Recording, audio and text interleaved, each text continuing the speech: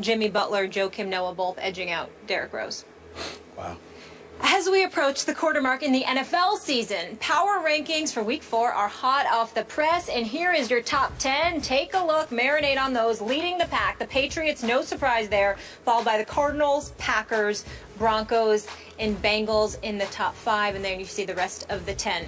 Skip, what's your biggest issue with this entire list of all 32 teams? Molly, Stephen A. Smith, my biggest issues are 2. Okay. Number 1, the Baltimore Ravens, now 0-3, are being dramatically underrated, having fallen all the way down to 22 in the power rank. 22.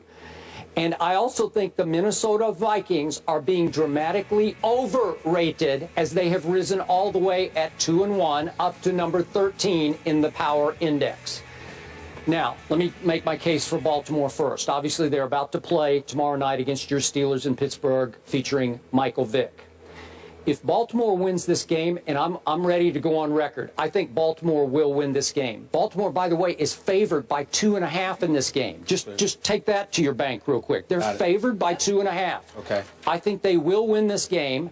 I think they will get on a roll against a schedule that I find pretty easy. And I know most NFL schedules aren't, it's hard to call it easy, but by NFL standards, this is an easy schedule because they got the Jaguars, they got the Browns obviously twice, they got the Rams at home, San Diego at home, they get to go to San Francisco, and that, I put get to, you know, and the emphasis on get to go to San Francisco, and they do have Kansas City at home, and that's on top of all their other division games, obviously.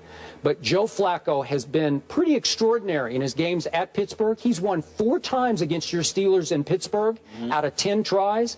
He's won a playoff game at Pittsburgh last year. So I think Joe Flacco is going to feel real good about himself going to Pittsburgh. Now, if you want to fire back at me and say at 0-3, they've just learned how to lose games, like they're just going to play close enough to be in the game and then lose it, you can feel free. You can tell me that without Mr. Suggs, my friend Terrell Suggs, that they've lost too much leadership as well as ability. He's an aging player, obviously, at 33, but he still brought a lot of pop to that defense and obviously to that locker room. If you want to make that case, I'm fine with it. I think this roster is much better than it's played so far. And by the way, all 3 games it played went to the wire. They could have won all 3 times. They probably should have won at Denver. Flacco threw a great pass to Crockett Gilmore in the end zone, hit him right in the hands, and 2 Broncos came across and made a hellacious play to save the day and save the game in that one. Then they had to stay out west. They went to the Raiders. We're going to talk about the Raiders a little. I also think the Raiders are being underrated, but I'm going to save that for a little bit. But remember, that game was 37-33 because Derek Carr hit Seth Roberts with 30 seconds left for a touchdown from 12 yards out. That won the game 37-33, so they probably should have won that game. And then we know what happened against the Bengals, and we're both saying, hey, the Bengals are better than we thought. But that game, the Ravens led that until 2:16 were left in that game at home. They had a chance to close that deal until Andy Dalton finally hit A.J. Green from 7 yards for a touchdown to win the game. So they could have, maybe should have won all 3 games. So I'm looking at a team that ESPN's Football Power Index, our in-house sort of logarithm, if you will, that system says that they should be favored to win 10 of their remaining 13 games. Well, that's pretty good. So I'm saying, what's the problem with Baltimore? And I know with our Power Index, where our writers vote, they just look at the record. And they say they're 0-3, so they're down to 22. Right. But just a quick point. The flip side of this is the Vikings. Okay, so they lost a game at San Francisco, and we now kind of know what the 49ers are and what they're not. But they lost 20-3. Then they beat Detroit 26-16. We're kind of seeing what Detroit is and mostly what it is not, Can't run the ball. Right. And then San Diego, we're starting to see what they are and what they definitely are not. And they beat them 31-14. That's overrated. They're not going to be that good. They're not going to make the playoffs.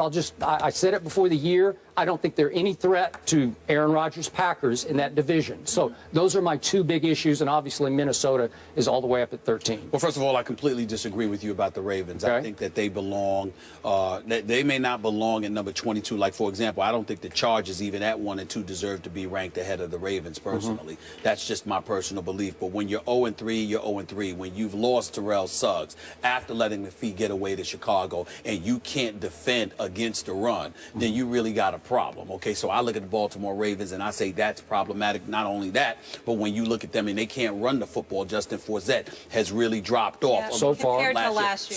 So far compared to last year. And you combine that with Steve Smith Jr., what a beautiful name, by the way, him being Steve Smith Sr. I'm sorry, when you consider no, you're senior, he's junior. Well, I ain't, right? no, I'm Stephen A. But I mean, if there was a Stephen A. Smith Sr. and he said that would be different. But I'll give him the senior title right now. It doesn't bother me at all. He's big time.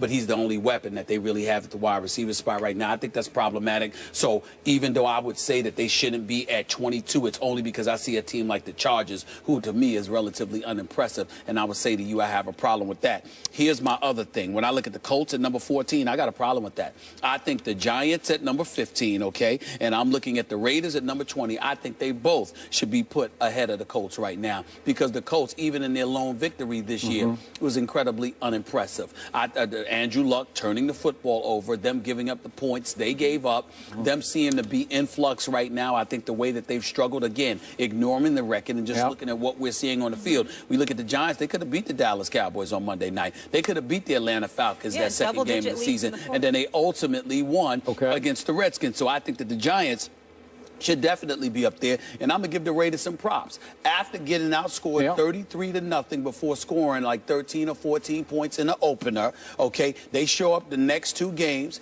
and they show out and they produce. Okay, we'll save it, because we're gonna get to them. But I agree with you on that. We'll get to them. So I want to elevate the Raiders. Then I look at the Dolphins at number 23, and I'm saying to myself, why are they not lower? Why are the Titans lower than them? With Mariota, yeah, they lost the last two games, but they won their opener, and as far as I'm concerned, they've been more competitive than the Dolphins, and they look to be on the way up, and the Dolphins look to be on the way down.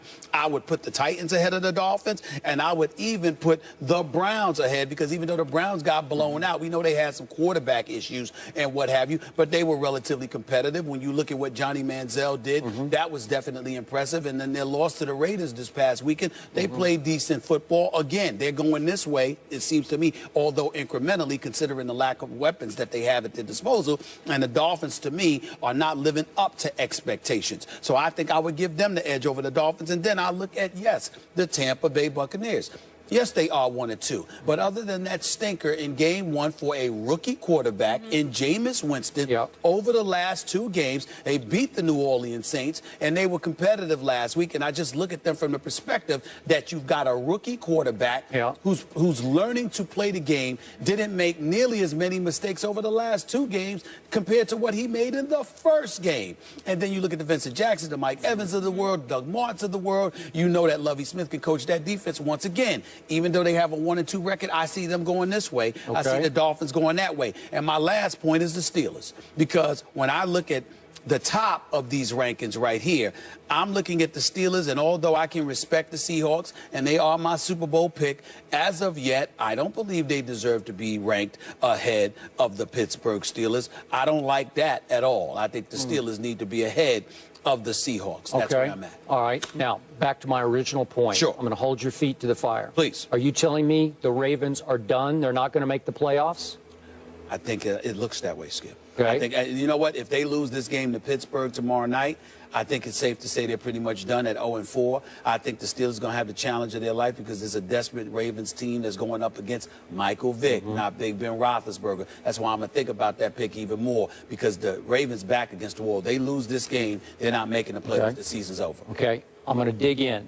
They will not lose this game, and I give them still a very good shot at winning this division, even from 0-3. I got you. Okay? I got you. That's how much respect I have for the head coach and the general manager. I have tremendous respect for Ozzie Newsome and John Harbaugh. You know that. But I think there comes a point in time in a season where it just ain't your year. Suggs going down, I think, is a devastating blow to the defense and to the spirit of this team. They have to win tomorrow night to save this season. We'll see what I pick tomorrow.